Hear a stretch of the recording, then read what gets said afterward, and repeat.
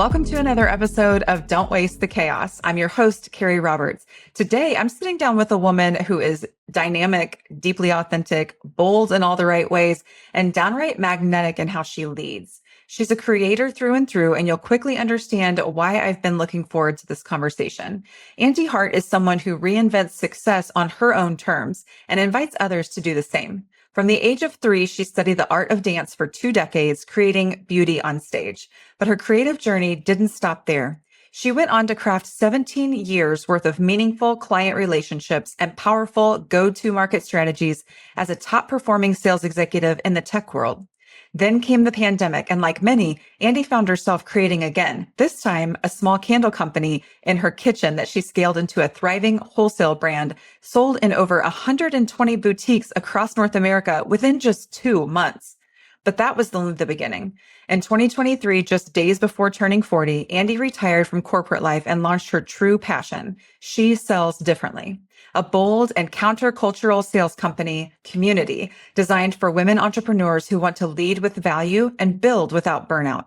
She's since built a scalable model, a standout podcast that debuted at number 39 on Apple marketing charts, and a fast-growing audience of founders who are learning to sell with soul.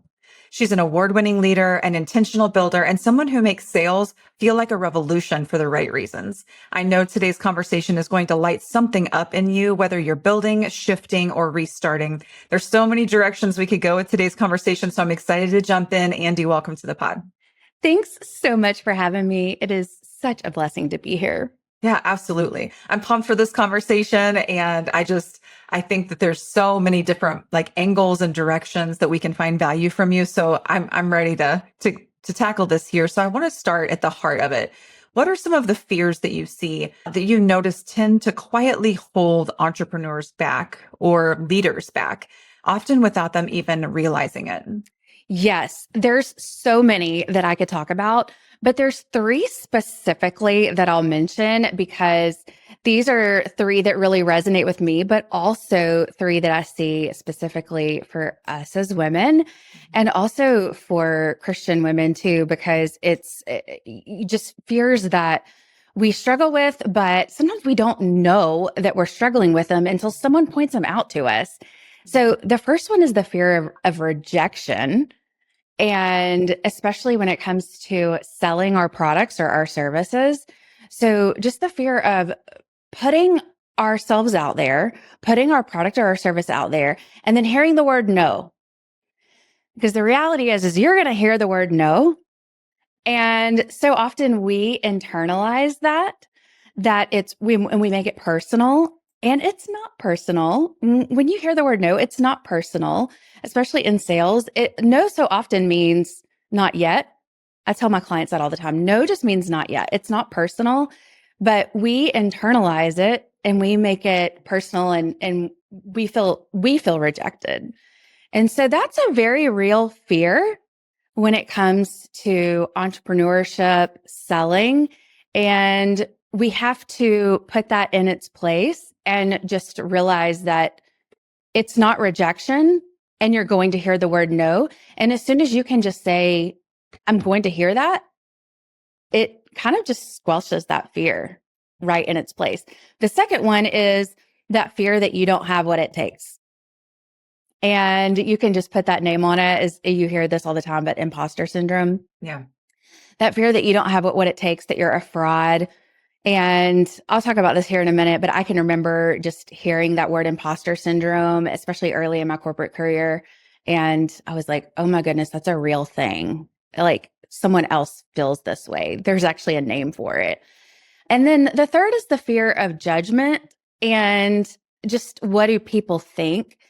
And I'm a people pleaser, unfortunately. It's something that I've been working on all of my life. And it leads you to really play small as an entrepreneur. And that's something that I have to really just work on daily, of just showing up big and not playing small. And that means sometimes you don't price what you should be pricing your products or your services at. It can mean that you're not putting yourself out there. You're not selling like you should. And so those are 3 big fears: fear of rejection, fear you don't have what it takes, and fear of judgment. that probably a lot of your listeners, when they hear those, are like, oh man, I do have those fears and I didn't even know it. And they're things that I have struggled with at different points in my career. Yeah, absolutely. I can relate, and I've got a similar journey to you as far as like corporate for 20 years, and we're similar ages too, but corporate for 20 years and then going out on my own. And the wild thing was when I was in corporate and had been doing that for 20 years, I was confident. I had put in the reps.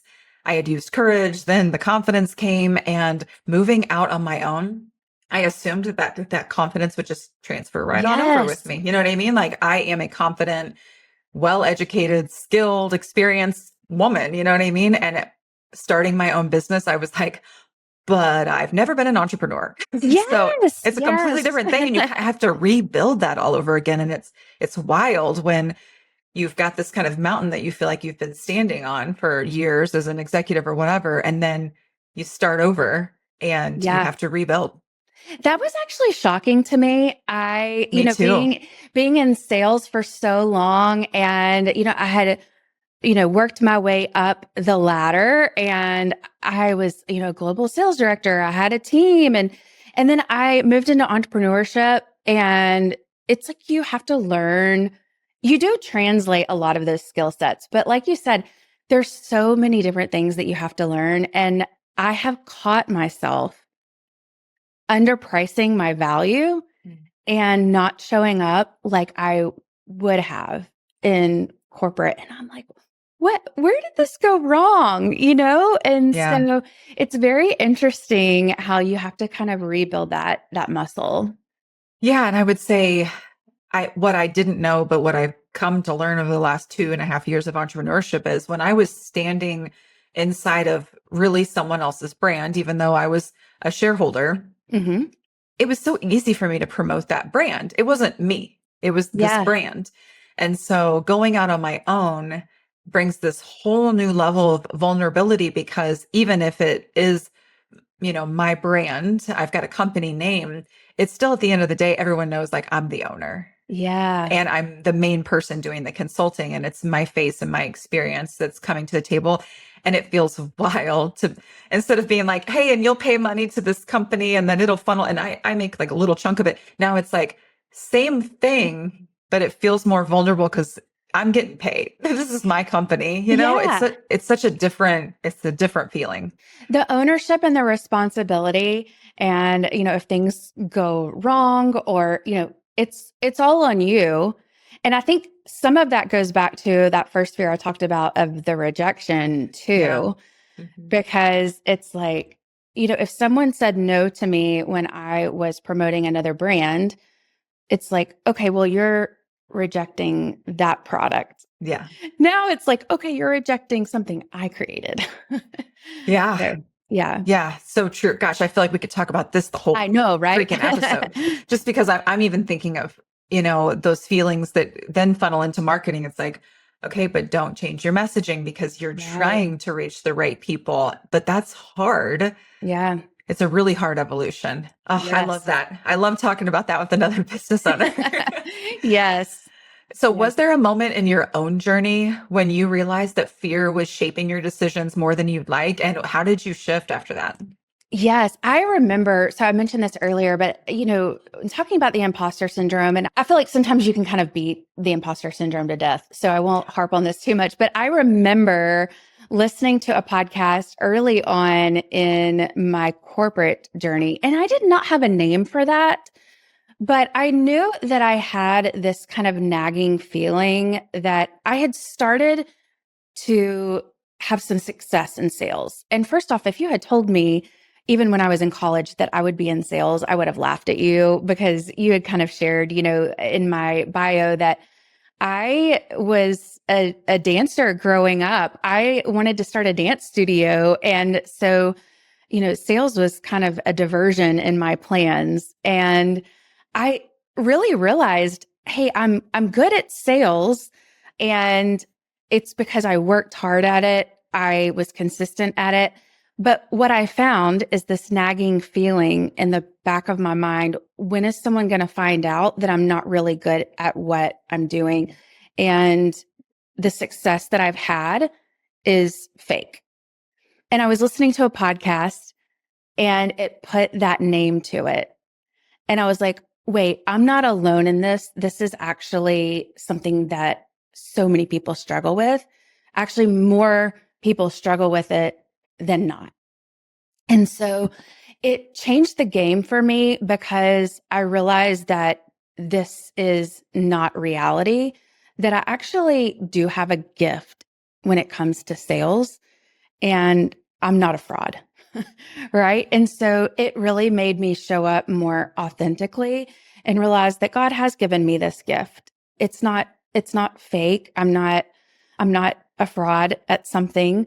And I think the Lord, when he gives you a gift and you're claiming that it's fraud, that's kind of a slap in the face of the gift giver, right?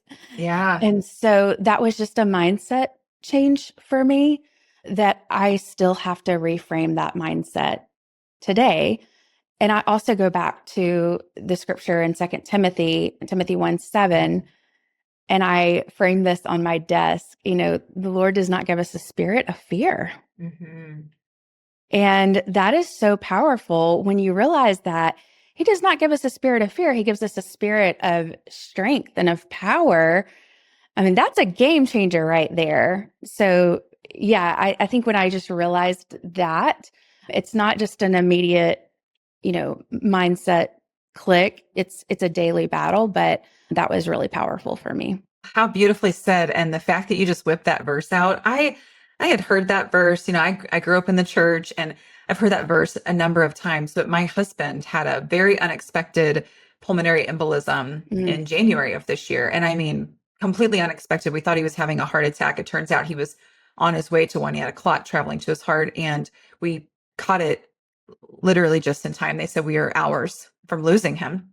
And we're in our mid 40s. So yeah. that was bananas. And when he got out of the hospital, I was like, I need some verses because this is really scary. We went through this really scary thing and they said, the first 48 hours were most critical. And then after that, 7 days, they let us out of the hospital at like day 4 or 5. And I was like, we're still within the 7 days. This is scary. And now I'm playing nurse and I'm an HR girl. You know what I'm saying? So You're I was right. feeling a little nervous about that.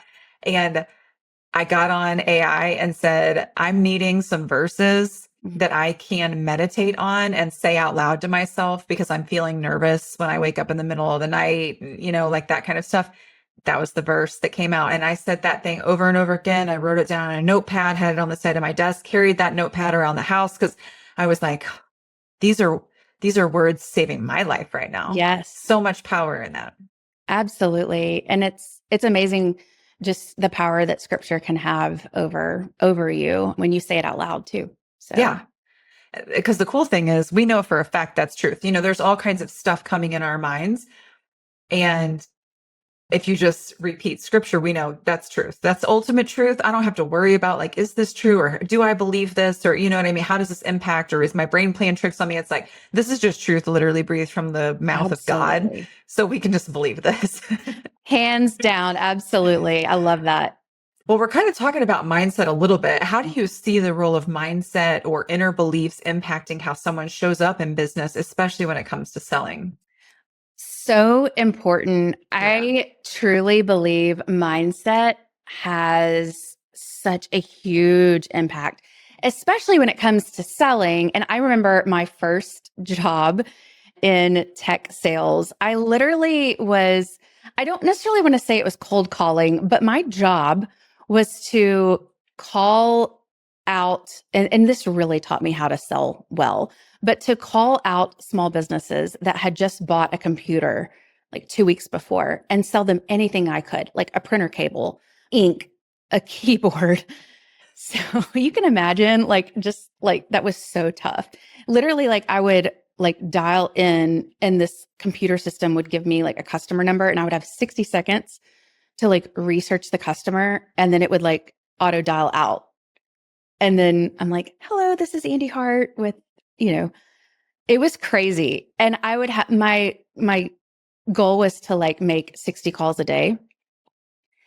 And like thinking back, that was like a horrible job. Horrible.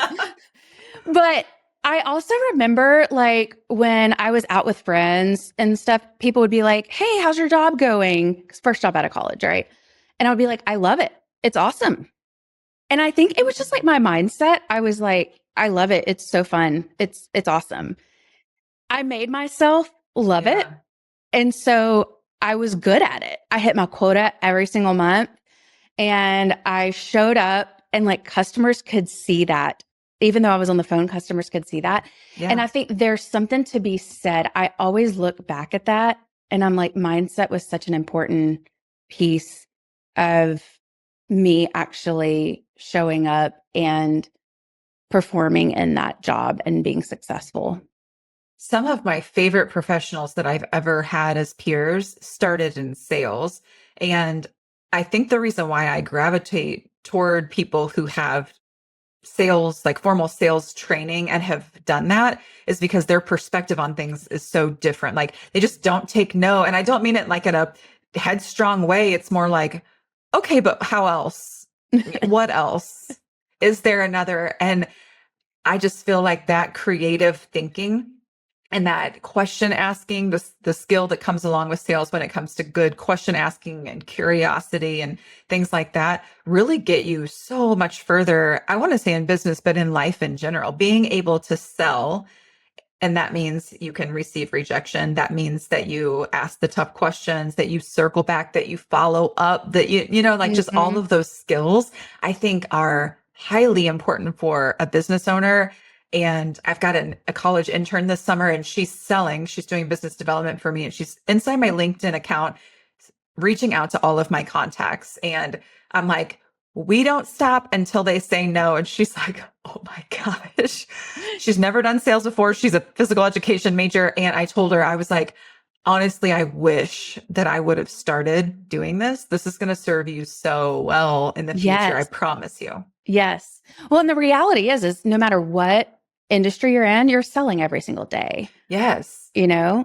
So, I mean, my dad is a dentist, and we always talk about the fact that he had to sell to his patients the fact that and he struggled with this because he's like, I don't want it to feel like I'm trying to sell them that they need a dental procedure done because I want to be genuine and authentic.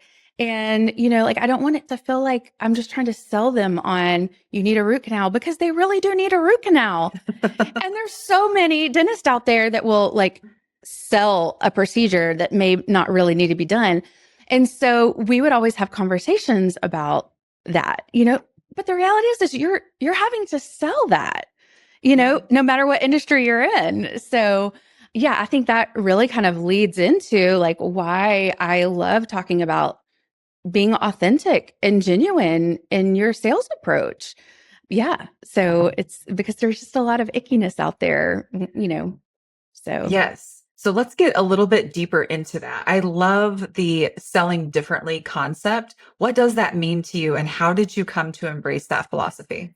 Yes. Well, being in technology sales for over 17 years, I saw so much sales training, so many sales trainings, right? And I always kind of joke there's a lot of like that bro sales advice.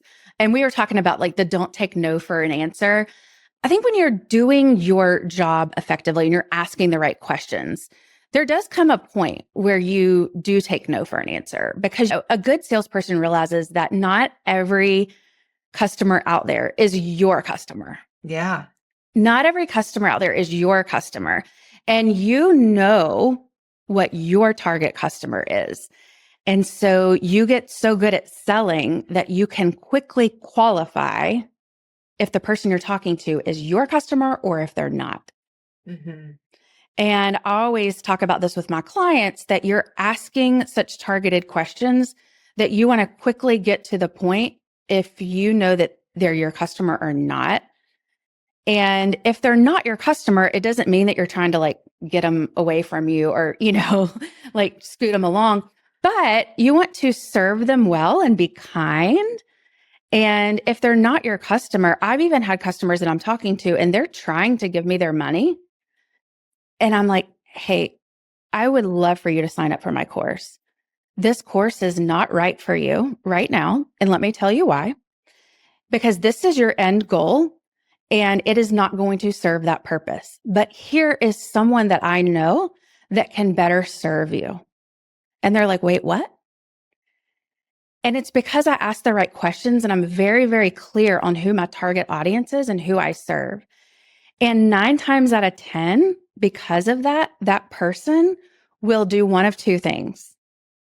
They will recommend someone to come buy my course or my product, or down the road, when they know my course or my product is a right fit for them, because I have clearly explained that, they will come back and buy. 9 times out of 10, one of those two things happen. And so when you get to that point, because you clearly understand who you serve and why, you can articulate that. And when you're confident enough to say no, then it's a beautiful thing to be able to point someone to a peer that can better serve them. And it will always come back around to benefit you. And that's when you're really selling with integrity and with value. And I truly believe, aligning and doing business the way that God created you to do business, because you're using your gifts and your skills the way that he gave you, right? And then you know that when you are selling and you're putting yourself out there, that I always say, when you have a God-given gift and talent, that you don't have to be afraid to put yourself out there, and you owe it to your customer to talk about your gift and your skill, because you know that it's going to bring them value. So that to me is selling differently when you do it in a way that aligns with your values. Yeah. And I used the word magnetic when I was describing you in the intro. And that is a word that I would use for myself as well. And if we think about a magnet, it does draw in and it also repels. And that's Yeah. okay. I think Yeah. understanding that, like, repelling, not in an offensive way, but just repelling, like, hey, this is not the right fit for you, or even turning a person off because you're showing up as your authentic self, I think is perfectly okay. Yeah. Yeah. But that's where that fear of judgment, though, does come in. Yeah, it does. But when you think about it, though, that repelling can do a couple of things. If you don't do that, sometimes on the back end, and I have been so guilty of this before, so I've learned this from experience, it always comes back in a poor customer experience, and you will do 10 times the work on the back end dealing with a customer satisfaction issue. And I know you being in HR, like, can probably attest to Yes. this, because it will probably come back around to HR experience. And that is something that you just never want to have to deal with. And then when you are, from a magnet standpoint, repelling them in the right way, sometimes that repelling can, like I said, flip and come back and attract them, down the road. So Yeah, absolutely. So let's talk about confidence a little bit. I love talking about courage and confidence and the differences in those. So many entrepreneurs struggle to feel confident in what they're offering. Of course, they do at the beginning because they haven't put in the reps. What do you think contributes to that in general? And how might they begin shifting out of that place? So this is the number one thing that I believe contributes to that. It's because we have had experiences when we have purchased something or when we have been sold to. And when we have been sold to, the expectations that we have been sold, the reality after we have purchased did not meet the expectations. So there was a huge delta there, right? And so we end up not wanting to be that person that sells something and the expectations do not meet the reality. And so, I mean, you can probably think of an experience you have when you bought something and you were sold, this is going to be what happens, or this is going to be what you get. And then you bought it, you made the purchase, and you were like, this is not at all what I got. And so often that happens. And then we just have a really poor experience on the back end. And when that happens, we have that mental image of sales. And so we just don't want to be that person to people. But then when we go back and we model what I talked about a minute ago with selling differently, and we model selling and delivering a product with excellence, and we deliver and we do what we say we're going to do, and we know our target audience, and we serve them with purpose and intentionality, then we end up not having those customer satisfaction issues, right? And so that's when you know that you can feel confident in what you're offering and you don't have to have that struggle with selling. But I truly feel that is the number one thing. And that's what I struggled with at first too, is because of my past experiences. So I think when you just get those reps in of selling and knowing that what you're offering is truly aligned with your values, and then you start getting the feedback from your clients and you're like, this was a great experience, and you have those proof points, then you start to build that confidence muscle. Yeah. So how is your understanding of service, purpose, or we've even talked several times about faith, how has that influenced the way you help others navigate fear? So that one of my favorite things that I mentioned this, I alluded to this earlier, but when you have a God-given gift or talent, in the form of you've created a product or you have a service, as an HR professional, you have experience and talent. You owe it to your clients to share the value and the transformation that you can bring to their business. And that's something that I talk about all the time. I serve a lot of my primary target audience is product makers, and I help them sell their products. I primarily help them sell wholesale, get their products on boutique shelves, because that's what I did with my candle company. And I've had success there. And so I have, a ton of sales experience. That's a gift the Lord has given me. And so I transform that. And I talk about when you have a great product and it brings value to your customer, that's part of the mindset shift, that you owe it to the world to share your God-given gifts. And so when you can have that understanding of service and purpose, then it really kind of helps overcome and navigate that fear. And that's really a selling mindset that I love. And I really help my clients kind of put on that mindset, and that really helps. So what would you say if I said from an HR perspective, if you can't get there with your current organization or the product that you're currently selling, you should quit and go find something that you're passionate about. Would you agree? So yeah, like are you talking about like if you're in a crowded market or you just feel like, you're feeling stuck? Yeah. Or just like, I'm having a hard time selling this product because I don't really even align with it. I'm just selling it for a job. That's a tough one. That's a really tough one, because here's the number one thing that I will say. If you do not feel that, I had this conversation with someone recently. They felt that they could not sell a product because they did not believe in it. And if you do not feel that you believe in a product, you'll never be able to sell it. You'll never be able to sell a product you don't believe in. So it's not a matter of should you quit or not. I can't teach you to sell a product you don't believe in. There's no way I can teach you to sell a product you don't believe in, because the way that I teach sales does not align with that. So can I teach you to sell a product that you have, that you've created, that you believe and you're passionate about? 100% every day. I can never teach you to sell a product you don't believe in. There are plenty of trainings out there. This goes back to, for me, there are plenty of trainings out there that will teach you to sell a product you don't believe in. That's not mine. So yeah. I can't imagine living in a world where you are trying to sell something that you don't believe in, but I know people do it every day.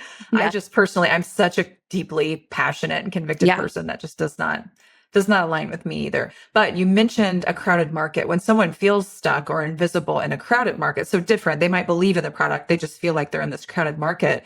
What kinds of questions or reflections might help them move forward?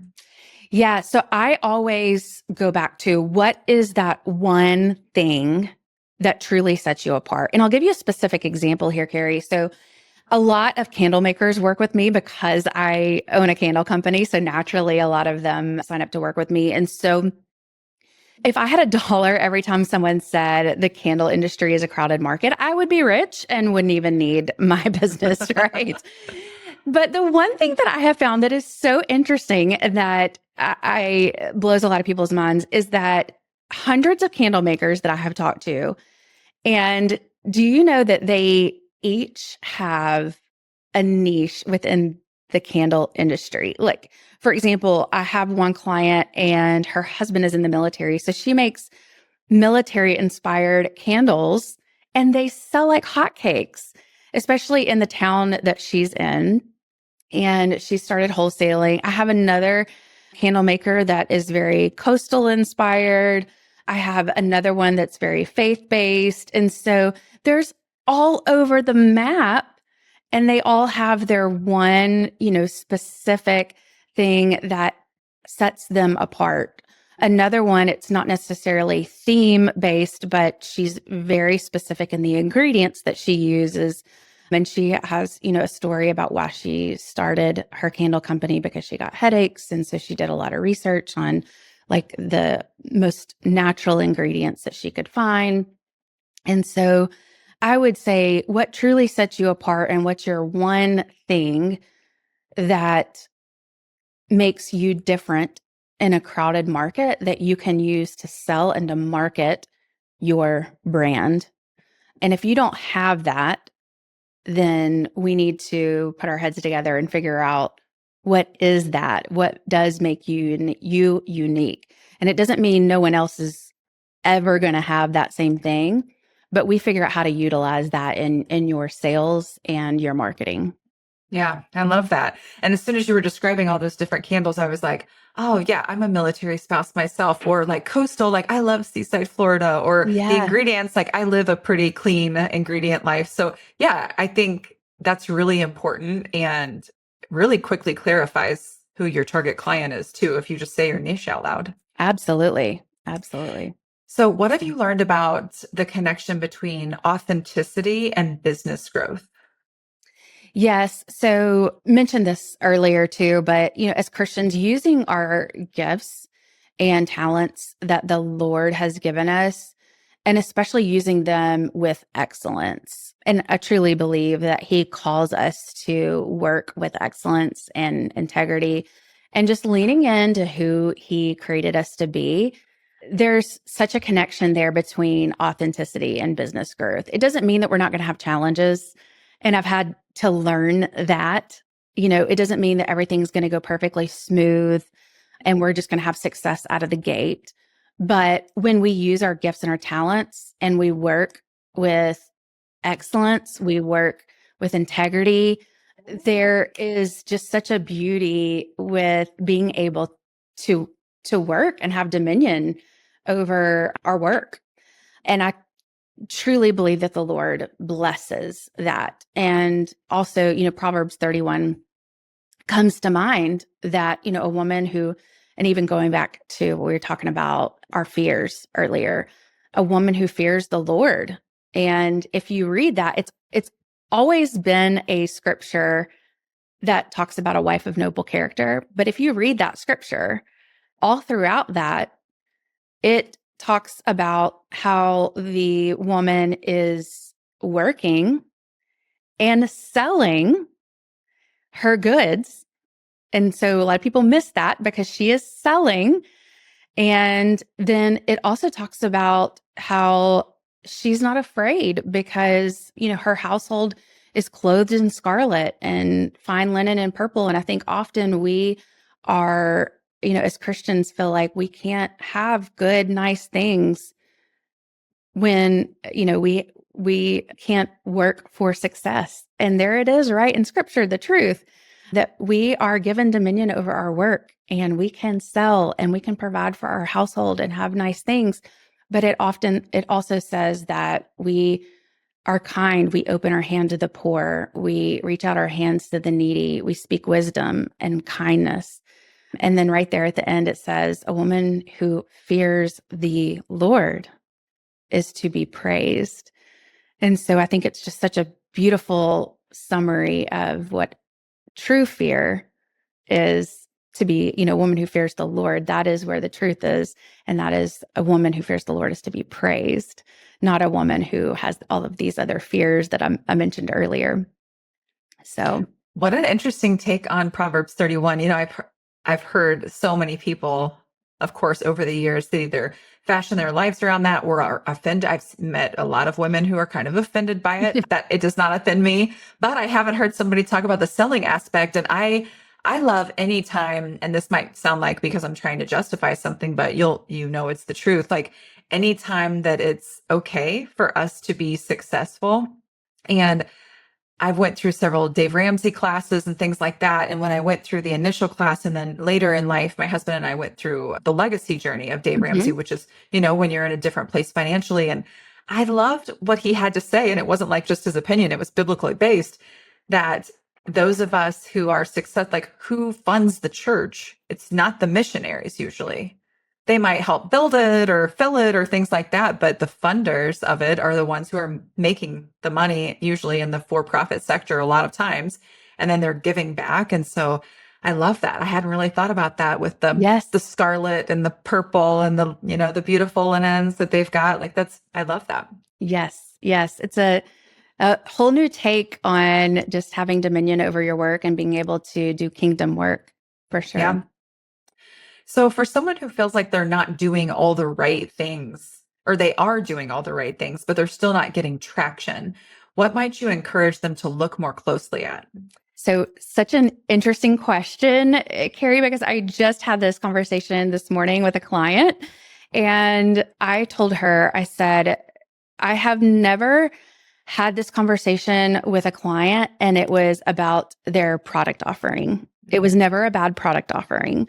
Almost, 99% of the time, it is because they are lacking consistency and simplicity in their business. And so I, once again, from experience, because I've struggled with this, we get, whether you're selling a product or your service or a service, we get ideas. And we tend to jump from idea to idea because we're creatives. And we're like, oh, this is a great idea. So I'm going to start selling this and developing this. And instead of really consistently developing our core offering and selling and marketing it like it should be and like it deserves to be, and really honing in on a simple business model. And every successful entrepreneur I have studied, from like Alex Hormozy, to Russell Brunson, like all the big names out there, their framework talks about that one offer and scaling that until it is, explodes. And you never develop another offer until that one is scaled. And so I think we make business too complicated. And so I would say, for that person that feels like they're doing the right things, I would encourage them to look at, have you overcomplicated your business? And are you just relentlessly being consistent on your core offering and being, that simplistic, simple business model, and just being, relentlessly consistent on selling and marketing that? So interesting that that's the response that you had. Because just last night, I don't know if you can see this book sitting behind me. It looks like I did not write this book. Dan Martell wrote this book, who is another amazing entrepreneur, but I'm in his elite coaching program. I read that book a couple of years ago. It's Buy Back Your Time, for those of you not watching on video. I'll link it in the show notes, but I'm in Dan's elite coaching group. And I read Buy Back Your Time when I first started my HR firm, because I was like, how am I going to scale when it's just me? I was a solopreneur to start out with. Then I added an EA. Then I added a marketing coordinator. Then I added a business development person. So I've grown since then. But just recently I was like, I need to read that book again now that I'm a few years in to apply the principles in a whole different way. And just last night, he said that if you are constantly adding new offerings, that's actually a version of self-sabotage in your business. You're sabotaging your own success, your growth, your scalability, because you aren't like perfecting what you have. You keep adding something else. And he was like, what if that's you self-sabotaging? Have you ever thought about it that way? And I just feel like that's so powerful. I think most people would Yeah. immediately be like, nope, that's not it. Definitely not doing that. Why would I do that? I want my business to succeed. I want to make money. But it's just a really interesting concept if you stop and reflect, like, okay, have you gone deep enough in this one area, or are you just continually adding new things to where you can never really settle in, know your numbers, Mm-hmm. take a look at the analytics, and truly scale? Yes, 100%. That's so interesting. Interesting timing that you just had that conversation today, too. So, if you could offer just one final piece of encouragement to someone who's quietly battling fear in their business, or maybe they say they don't like sales, or they're scared of that, or they're struggling with imposter syndrome, whatever it is, what piece of encouragement would you leave them with? Yes, I would say take imperfect action. I had a business coach tell me a couple of years ago, and this resonated. I've never forgotten this. She said, there are people that are a lot further along in their journey, and maybe they're not even nearly as skilled or as talented or even have as good of a product. And this was eye opening, right? But they took imperfect action and they keep on showing up and they're bold and they exercise that muscle of just taking action day after day and being consistent, like I talked about earlier. And they are further along and they are successful because of that. And so that's what I would say if you are someone who is just battling that fear. When you put that into perspective, that there are people that are further along and they don't even have as good of a product or service or skill set as you, don't be afraid to take that imperfect action. So good. Andee, where can people find you? Yes. So thanks for asking. I have a podcast that you are going to be on as well. And that is called She Sells Differently. And then you can also find me on my website. It is andeehart.com. And my name is spelled a little bit weird. So I have my parents to thank for that. It's Andee with two E's, andeehart.com. So you can find me there. And then on Instagram at Andee Hart on Instagram too. Okay, perfect. And we will link all of those in the show notes, folks, so you can find Andee. Listen, we know that startups are chaotic. Scaling a values aligned business can feel like swimming upstream. And let's be honest, selling often gets a bad rap, especially for women trying to build in a different way. But I hope today you've been reminded that selling doesn't have to be forced or fake, and success doesn't have to come at the expense of your peace. So don't waste the chaos. Build through it, embrace it. Let's shape it into something better. Until next time.